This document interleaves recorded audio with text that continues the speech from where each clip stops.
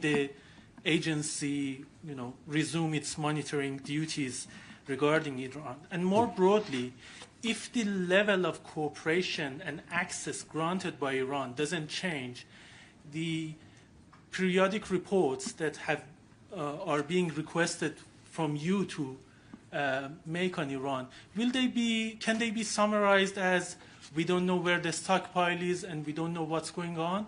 Or do you have anything more, if nothing changes right now, to say every 3 months? Yeah. First of all, the premise of your question, I think, is not accurate. The IAEA or myself, we never request resolutions from the board. That is, maybe some say that when they don't like a resolution, or the opposite. But the IAEA would never request the Board of Governors to draft a resolution. So that is, I think, is a fundamental thing that I think needs to be recalled. It's not because someone says something that something becomes a truth. We have been suffering from that a lot at the agency here. Someone says we are passing information to Israel, and then that becomes truth. It's absurd. We are not asking anybody to draft any resolution. That's the logic of the work. The member states want some policy to be developed. They do it through resolution, and then we implement technically what is requested. So that is one thing which I think is very important, and I thank you for your question because it allows me to address this issue of the IAEA asking, or sometimes they say I like it or I dislike it. I simply follow the resolutions that the Board of Governors passes, all right? So that is very important. On the other thing, on the levels of cooperation, I always say, and I repeat this in my conversation with my Iranian counterparts, that we have to focus on the work we need to do. And this is clearly established, that we have the NPT, we have the comprehensive safeguards agreements, we have subsidiary arrangements, we have a number of norms that are guiding our work. And then occasionally we have other things. We have joint statements, or what I did in Cairo, for example, with Dr. Arakchi. We have technical understandings to help us do what we do. And I try to focus on that and to implement safeguards there, try to do it in a collaborative way. This moment is not a particularly easy one because there are areas where we are still not there, where we would like to be, all right? I said this morning to the board, we have performed a number of inspections, but we have not been able to go to the attacked sites yet. And I hope we will be able. Indeed, we have to go, because this is part of Iran's commitments, as long as they are part of the non-proliferation system, as long as they are within the NPT. And they said so, which I think is important. I think it's a constructive step. It's a wise decision to take, to remain in the NPT. But if you remain in the NPT, then you have to follow the obligations you have, the commitments you have. And this is not happening in the proportion that it should, because it's very important. In these facilities that were attacked, there is, I would say, we still believe, and I think this is the consensus, and also being confirmed by the Iranian government, that the stockpile of enriched uranium is still there. So we need to check on that. And this is at the base. This lies at the base of these conversations we are having. How do we do it? When to do it? So I hope we'll be able to move in a constructive manner. Resolution or no resolution. I think this is something that I have been saying before this Board of Governors, before this resolution. If it is passed, is passed. So I hope we can continue this engagement. Are you doing anything new not to be in the same position when the next board comes? That's what I want to know, because whatever you've done in the past 5 months hasn't worked. I'm asking, are you doing it? Sorry. Are you doing anything new that you haven't been doing in the past 5 months in order to gain that access, maybe gain the trust of Iranians to be able to do the agency's work? Well, the only thing I can do is to have a dialogue with Iran. These facilities are in Iran, are Iranian facilities. So what we are discussing and we are trying to facilitate, when requested, some bilateral conversations they are having with the United States that may or may not be helpful in that regard. But basically, I come back to my earlier comment. Basically, this is between Iran and ourselves.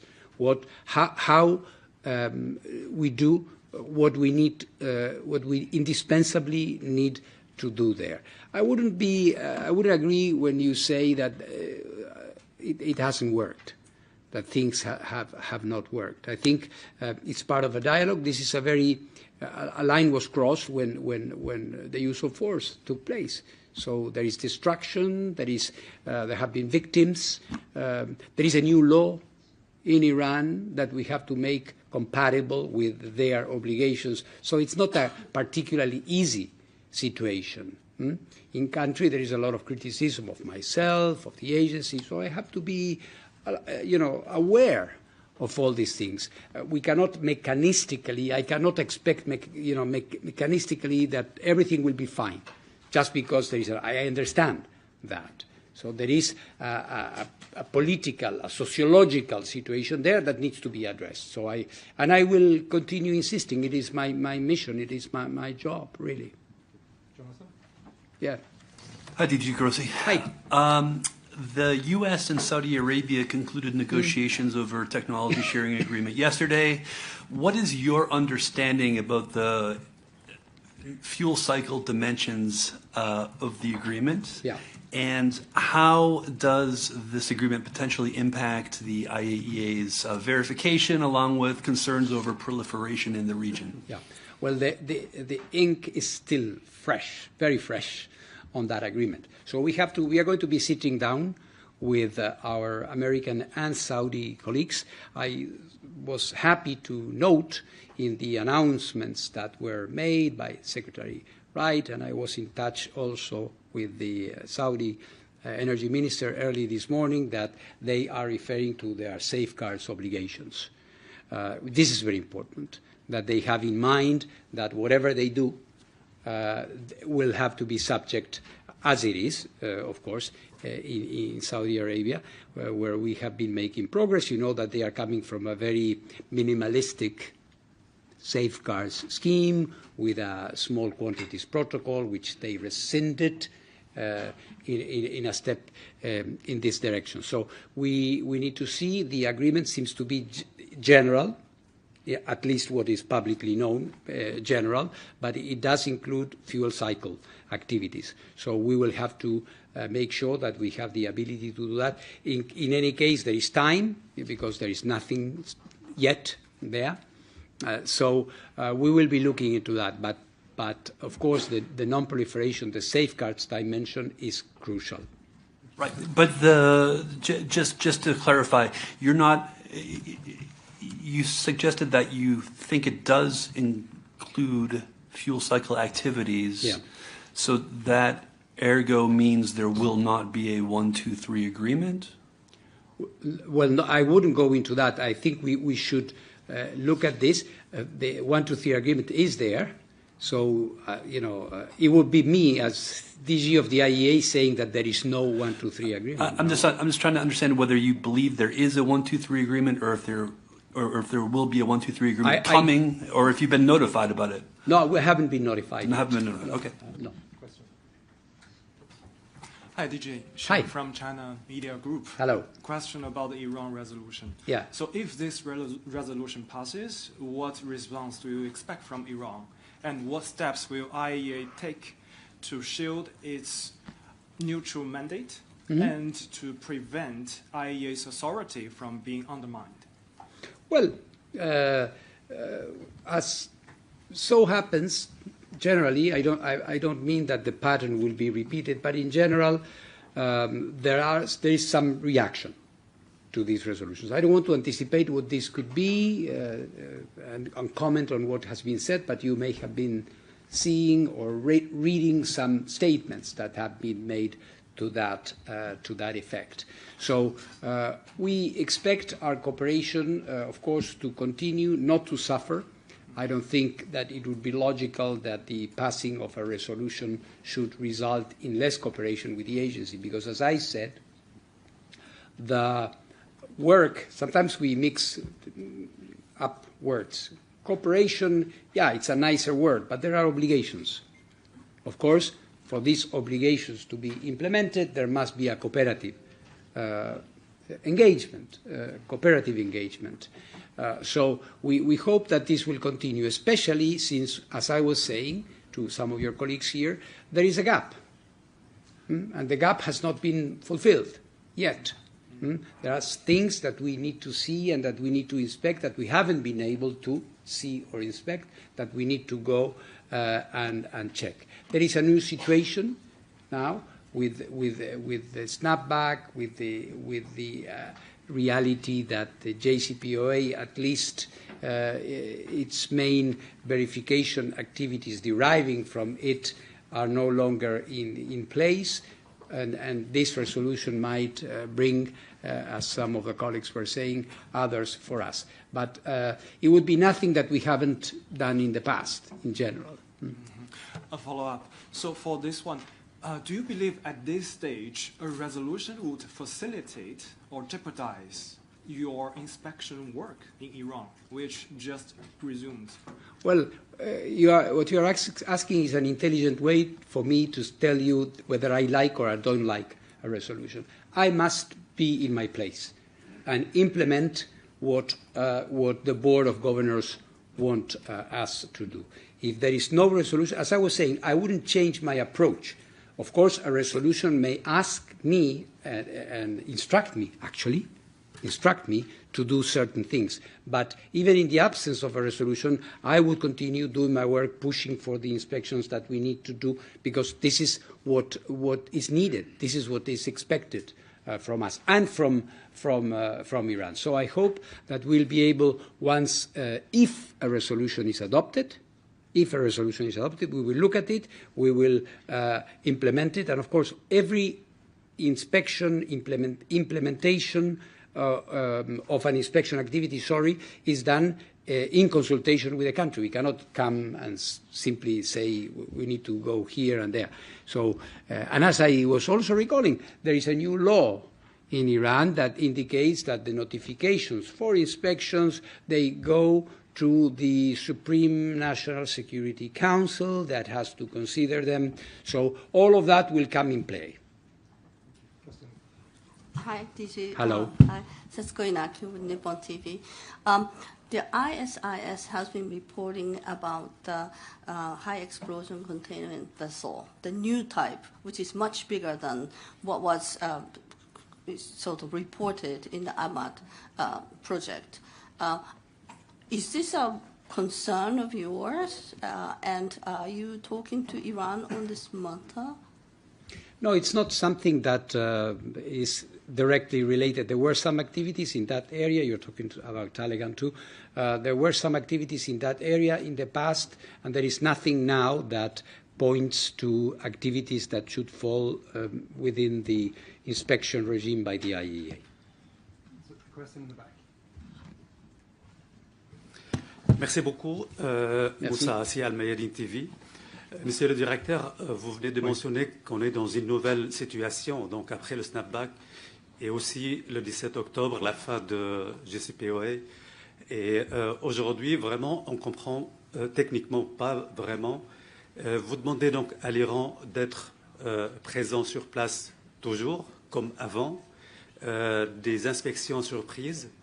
Et aujourd'hui, donc, vous avez mentionné que vous avez visité 12 sites, mais ils ne sont pas donc, les sites que vous voulez visiter.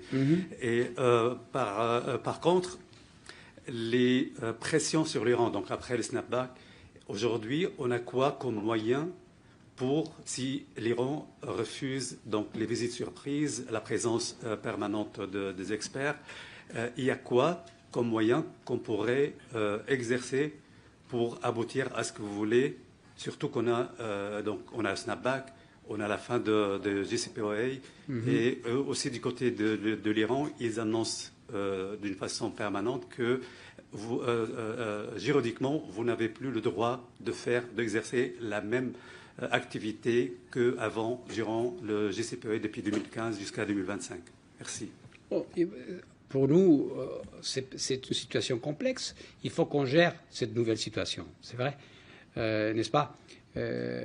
Nous avons toujours la capacité, la juridiction et la mission d'aller inspecter. Je disais tout à l'heure que l'Iran a décidé de rester dans les régimes de non-prolifération, c'est-à-dire dans les TNP, et de cela découle un accord de garantie compréhensif qui est toujours en vigueur, qui n'est pas disparu. La question et je dirais la différence vient au niveau de la mise en application. Quand on arrive à la mise en application, on voit que certaines inspections ne peuvent pas avoir lieu. Il y a des inspections qu'on peut mener à bien et qu'on peut compléter sans problème, mais il y en a d'autres qui ne sont pas acceptées. Moi, je dirais qui restent un peu sans réponse, parce qu'il n'y a pas eu un déni formel, mais les choses traînent et on n'arrive pas à les faire. Donc voilà, donc c'est ça la situation. Si vous voulez, l'autorité, la capacité au niveau juridique, elle est là, elle n'a pas été changée ni altérée par les événements du mois de juin et les réactions d'après. L'Iran a adopté une législation interne que nous respectons, mais cette législation ne peut pas entraver aux obligations que l'Iran a en tant que membre du TNP. Donc c'est une question de gérer cette situation un peu ambiguë, si vous voulez, mais qui n'est pas ingérable. C'est pour ça que j'insiste toujours sur la nécessité de ces dialogues avec les autorités iraniennes. Juste une clarification, s'il vous plaît. Oui. Est-ce que vous demandez toujours une présence permanente des experts de l'IAEA et des visites surprises? Merci. Non, la présence permanente ou non permanente, j'ai noté déjà que parfois certains de vos collègues évoquent ça. La permanence ou non permanence est en fonction des activités qu'on a. Si nous avons une seule inspection par semaine, c'est pas la peine d'y rester 10 jours. On est là une semaine, on répare, on revient. Donc ça c'est en fonction, je veux le dire, parce que ce n'est pas parce qu'on est là tout le temps que notre accès change. L'accès est en fonction des inspections qu'on réalise. Donc c'est ça. Hello, DJ Grossi. Hello. My name is Ahmad Samadi from Iran International TV. Hello. Iranian officials say their nuclear facility have been destroyed during the Israeli and U.S. Strikes, and there is nothing left to the inspectors to visit. What is your position on this argument, and what do the regulation require? Second question is, during the last Board of Governors, I have learned that an Iranian staff member of the agency, Dr. Amirreza Jalilian, who worked with the IAEA, was arrested during a trip to Iran 18 months ago and has been sentenced to 10 years in prison espionage charges. Are you aware of this case, and have you spoken with the Iranian official about the securing his release? Okay. Thank you. So two completely different things. So first of all, on what the authorities in Iran may be saying about the facilities, I don't know to whose statements you are talking about, but not everything has been destroyed.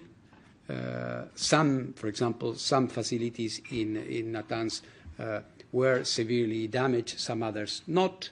And on the others, in Isfahan is the same, and Fordow, yes, it has been attacked, but as I said, there is a widespread consensus on the fact that material is there, so we still may have access to that. So it's not correct to say that because everything is destroyed, there is nothing to be seen.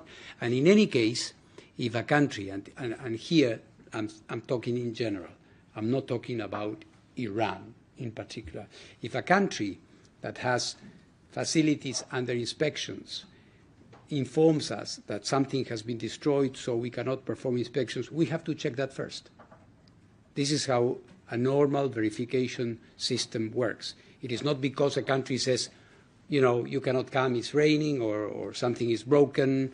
So this is why, how the Comprehensive Safeguards Agreement works. On the other thing, this case is a case of a staff. It has nothing to do with the nuclear program of Iran. Is a matter that has been dealt with lawyers. We have been looking into that. It's a staff that is involved in some penal situation in country. But again, let me repeat, has nothing to do, so please let's not make strange connections. Has nothing to do with our verification activities in Iran. As you yourself say, it's almost something that it has been ongoing for almost 2 years. Of course, we look into this. It's a member of the staff, so of course there are contractual matters, legal matters. We care for the families and all of that. So we are looking into that through the appropriate channels. Question in the back. Thank you very much, Dieter Reinisch, Press TV Iran. I'm coming back to the question of trust that comes up from the Iranian side all the time, particularly to the recent attacks on sensitive Iranian laboratory. This has created deep concern in Tehran, and many in Tehran say, you hear it in the statements, that they have the opinion that Israel have obtained this information, which can, as they say, can only be shared under IAEA safeguards. And you, of course, say this is not the case, but what I'm hearing also from the Iranian delegation here in Vienna, they demand real guarantees that such a sharing of information, of sensitive information, cannot happen in future. Are there any real guarantees that you can give the Iranian side, or are you willing to give such real guarantees to the Iranian side? This is my first question. My second question is unrelated to that, is that are there any historical precedents regarding the implementation of CSA under the circumstances where operational nuclear facilities under IAEA safeguard and containing nuclear material were subject to attacks? Are there any precedents regarding the implementation of the CSA under such circumstances? Thank you. Well, the first, you said it yourself, is a matter of trust. It is, and I said it very, very clearly, it is completely untrue. We do not pass information to anybody. Of course, if people want to say you're passing information to somebody, well, I mean, they are free to say. There's no proof of that. The IAEA has never done that. And apart from it, the idea that an installation is attacked because of information, these facilities are well known. Where they are, what kind of work it's performed there. So frankly speaking, the repetition of a lie does not make it a true. But people may choose to continue saying that. But of course, I respect the comments that are made, and in my conversations with the Iranian government, we have addressed these issues. But to be honest with you, this thing doesn't come up so much in those conversations, which means that, frankly speaking, is a matter of maybe a political statement which is made, and I understand it. I don't agree with it, but and the second part of the question was, sorry. The second part of the question was the question if there are any precedents regarding the implementation of the CSA. Well, again, here I should say no. There have been attacks on nuclear facilities in the past, but this no. But let me say, because it has been said that because there is no precedent for this, the IAEA cannot inspect because there are no specific protocols for that. Again, that is inaccurate, and I will say it very, very clearly. These are facilities that were physically attacked. The only thing that you may need in case there was something like this is contamination, which at this point is very, very limited, and if it does exist, it can be dealt with protective equipment, so there is no problem, or the physical precautions that you should take when accessing a building which has been damaged or is structurally weakened. Apart from that, we know exactly what we need to do. When the material may be spread, we know exactly what kind of sampling we need to do. So again, I want to dispel formally this idea that because there was an attack, we have to develop a new protocol, a new manual of inspections. This is not correct, and your question allows me to clarify this point, which is very important indeed. That was the last question. Thank you. Well, thank you very much. Thanks for your attention and for coming. Thank you.